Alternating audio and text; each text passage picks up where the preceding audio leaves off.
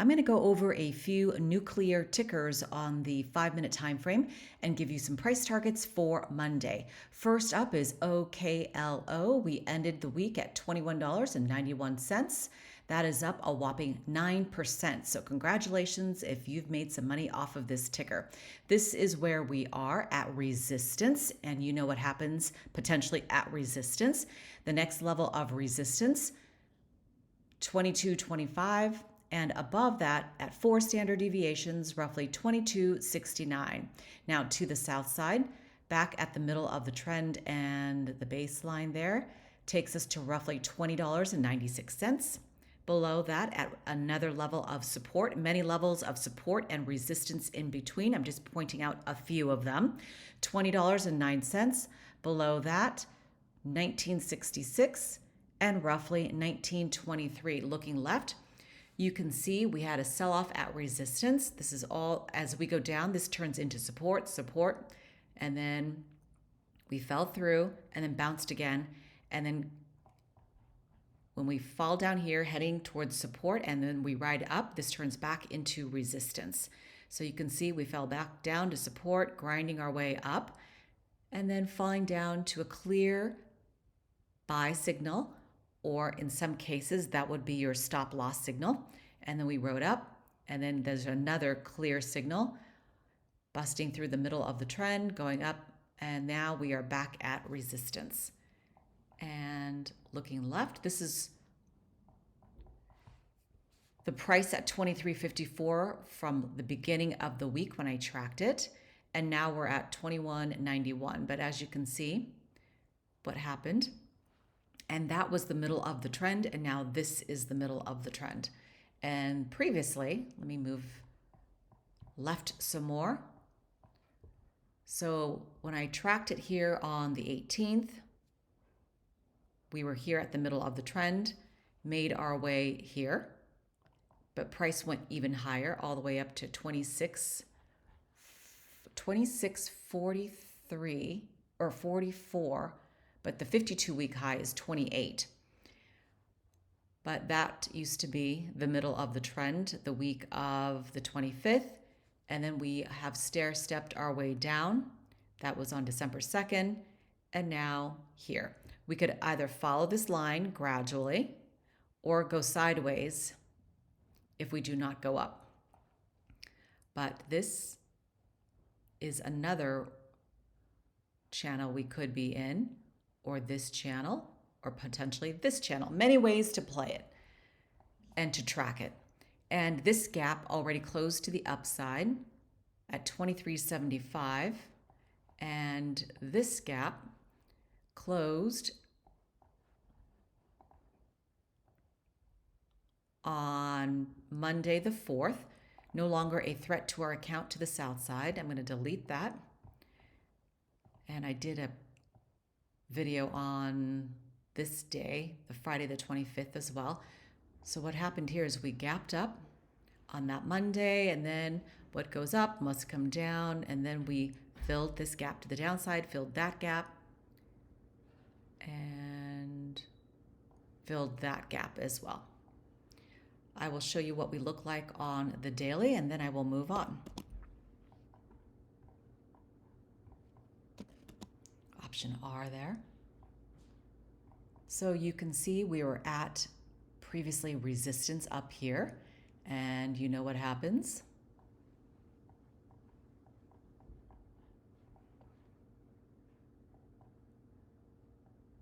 Oops.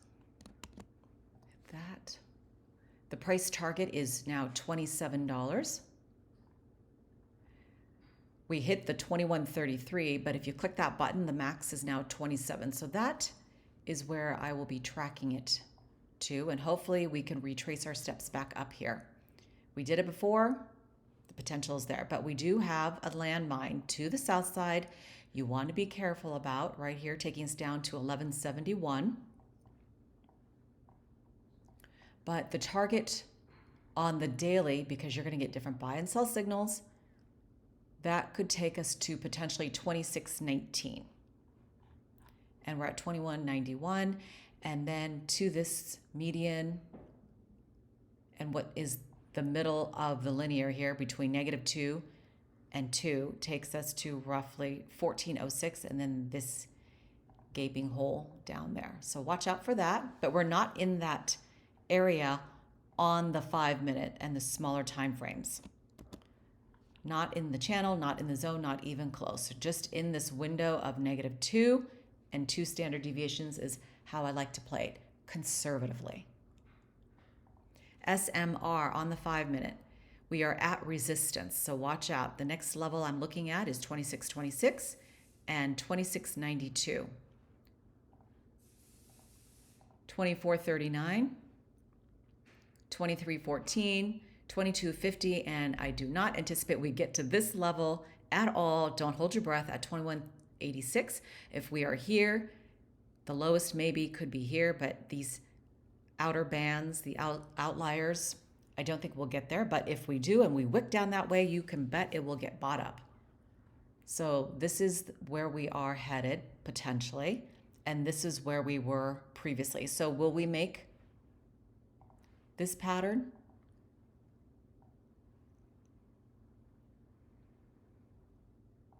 Or even go more sideways that way? There could be a potential here, but it could be a slow process. But I'm just looking at this. I'm going to delete this. Oops. Get wonky. There we go. So all I'm doing is tracking from this Monday to Friday. And this is the pattern I see, unless it changes. And that could happen very easily.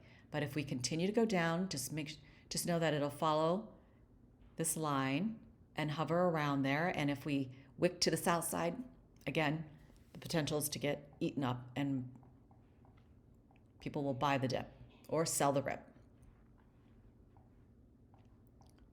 All right, and what is the target at this point? $29 there, and obviously to the downside as well. NNE is the next one. We ended the week at 2659. One level I'm looking at, 2780, 2858, and potentially, don't hold your breath, this could come maybe, but not on Monday. That's too far away from where we are. Don't bank on it.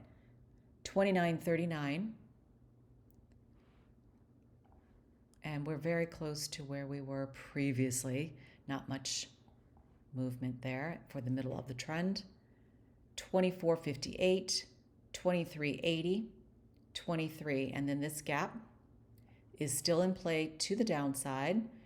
And right now, I don't think we could fully get into it until maybe the following week. But this is the week I'm just checking right now. We could wick down here and then go up. This will also be a support line. So we've got other gaps. Ooh, I might as well just draw this out while I'm here. We are in a downward channel on the 5, but you'll get different buy and sell signals on different time frames. And then this one, I'm still tracking to the upside at 33.52, but we are moving farther away from that because we're going down. But we've had some nice gains this week. You can anticipate a pullback. You can't expect tickers to keep running without consolidating. Just like any other ticker, Apple, Microsoft, Palantir, SoFi, all of it. All right, we are at the middle of the trend. I will mark this out. 588 to the north side, 612, 625, 636. And then if we potentially hit these areas, retracing our steps back to once was the middle of the trend has turned into resistance. And then this is a target here for me. But what does this say?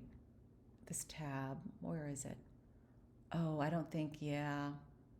For this one, I don't think any analysts are covering it, or am I missing it? Yeah. Technicals says sell, seasonals, more financials. Right, but that's not what I'm looking for. All right. Note the sell-off up here at resistance, the buy-in at support, the buy-in at support, running up to resistance, and then falling back down, resistance, and then falling back down. The RSI says what? It says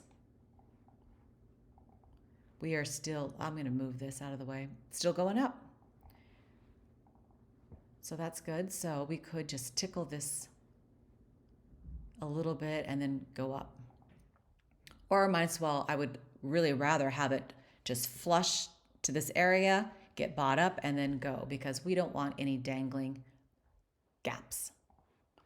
That is not good.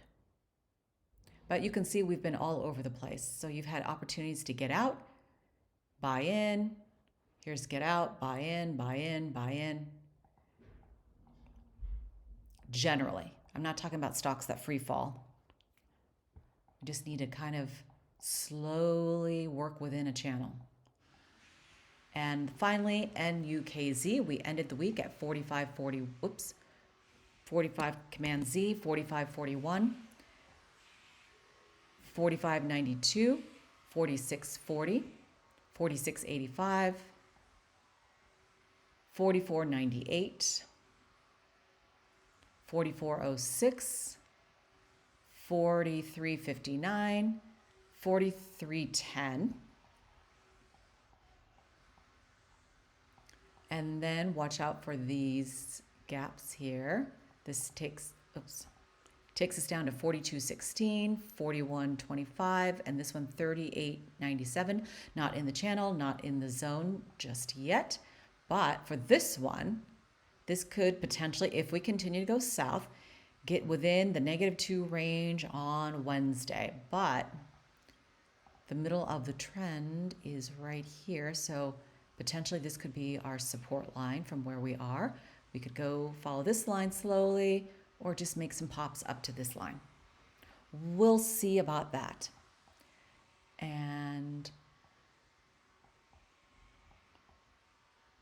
so you can see the sell-off here at resistance previously, and then another attempt at resistance. And these calculations, remember, consistently change, constantly change, depending upon what time frame you are playing. You can't use linear on the daily. It just doesn't work. Smaller time frames.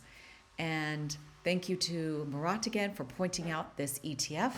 I do love my ETFs. If you've never traded or invested, haven't done anything, do research ETFs, because that way you can get a basket of funds and you won't lose typically your shirt off if something implodes on you.